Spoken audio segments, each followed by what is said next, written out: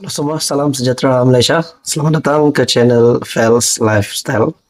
Info padu, info hangat disediakan di dalam channel ini. Saudara-saudara yang amat dihormati semua, ini satu kejutan baru untuk kepimpinan politik yang cuba untuk menggugat kerajaan yang ada hari ini, pimpinan Datuk Seri Anwar Ibrahim, yaitu Kerajaan Perpaduan. Titah yang di Pertuan Agong ke-17 Sultan Ibrahim memetik daripada satu artikel daripada sinarharian.com.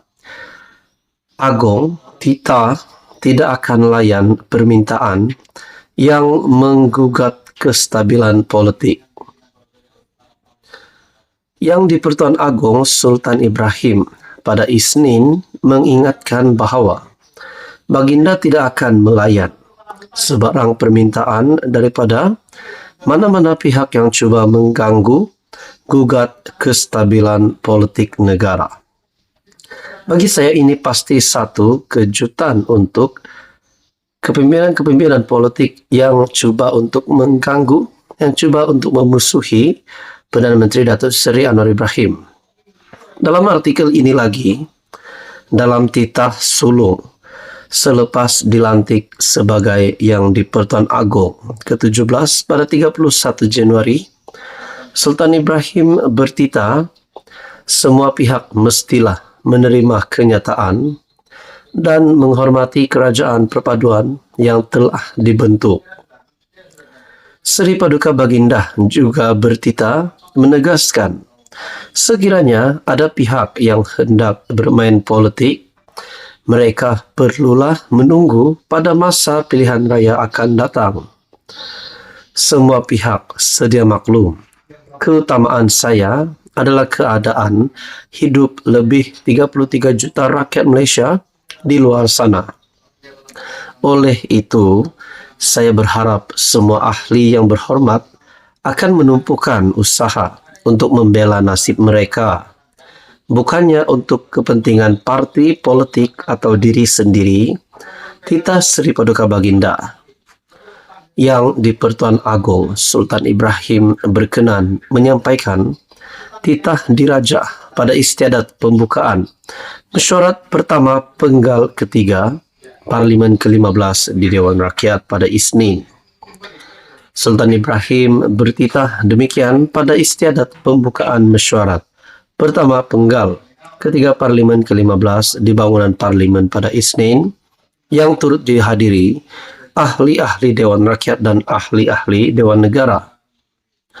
Terdahulu Sultan Ibrahim turut menzahirkan penghargaan kepada Sultan Pahang, Al-Sultan Abdullari Ayatuddin Mustafa Billah Shah dan Tengku Ampuan Pahang, Tunku Azizah Aminah Maimunah Iskandaria, yang telah menaungi negara dan rakyat jelata selama 5 tahun lepas dengan adil dan bijaksana. Nah, saudara-saudara, di dalam artikel ini juga berkongsi yang di Pertuan Agong turut menzahirkan penghargaan kepada Perdana Menteri Datuk Seri Anwar Ibrahim dan barisan anggota pentadbiran negara kerajaan yang telah mentadbir negara dengan sempurna. Nah, saudara-saudara, bagi saya ini pasti satu berita baik untuk Datuk Seri Anwar Ibrahim sebagai Perdana Menteri dan berita buruk untuk mereka-mereka yang cuba untuk mengganggu gugat kestabilan politik. Saudara-saudara, apa komen anda berkaitan dengan isu ini? Sekian saja, teruskan bersama di dalam channel ini untuk info yang seterusnya. Siapa bekas Menteri Keuangan yang dinyatakan oleh SPRM di sini berkaitan dengan kes Spangko? Satu artikel daripada Malaysia Kini, kes Spangko, SPRM ambil keterangan bekas Menteri Keuangan. Siapakah dia bekas Menteri Keuangan ini? Adakah sekali lagi nama Tun Daim Zainuddin?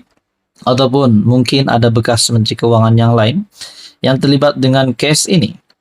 Saudara-saudara yang amat dihormati, terima kasih kerana masih bersama di dalam channel ini. Teruskan di dalam channel ini untuk info yang lebih hangat berkaitan dengan politik di Malaysia. Berita sepenuhnya daripada artikel Malaysia Kini, SPRM telah mengambil keterangan seorang bekas Menteri Keuangan bagi membantu siasatan dakwaan rasuah bagi projek fleet kenderaan kerajaan Malaysia yang bernilai RM4,5 bilion.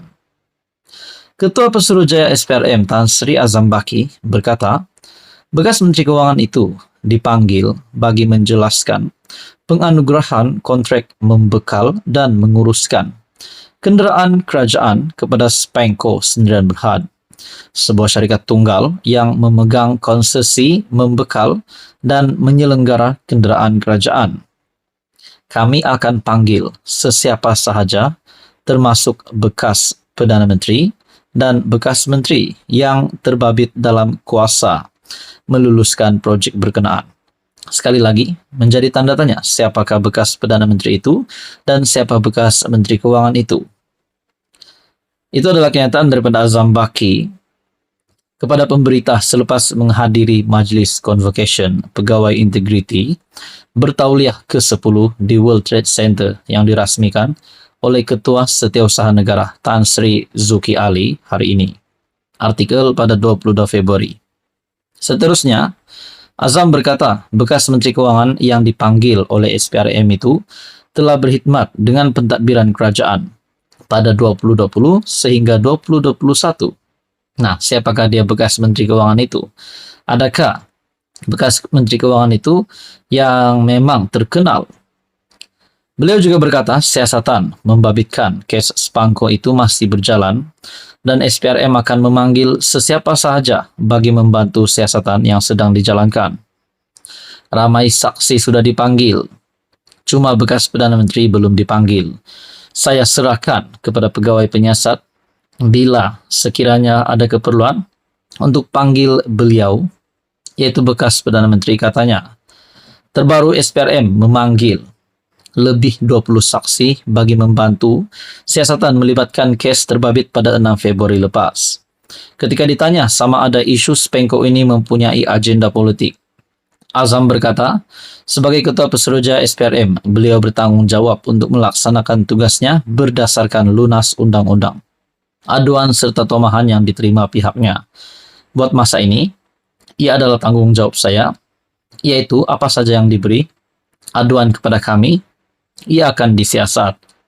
Pada Januari lepas, media melaporkan SPRM akan menyiasat penglibatan individu tertentu dalam kerajaan berhubung dakwaan rasuah perolehan membekal dan mengurus fleet kenderaan kerajaan Malaysia. Persoalan yang utama, siapakah bekas Perdana Menteri itu dan juga bekas Menteri Keuangan. Kalau benar, siapapun juga pihak yang bersalah di dalam hal ini, pasti pengajarannya perlu dikenakan. Mungkinkah mereka akan ditangkap masuk penjara? Mungkinkah ini adalah salah satu jerung besar yang dicari oleh Anwar? Apa komen Anda? Sekian saja. Teruskan bersama di dalam channel ini. Jangan lupa tekan butang like, share, dan juga subscribe.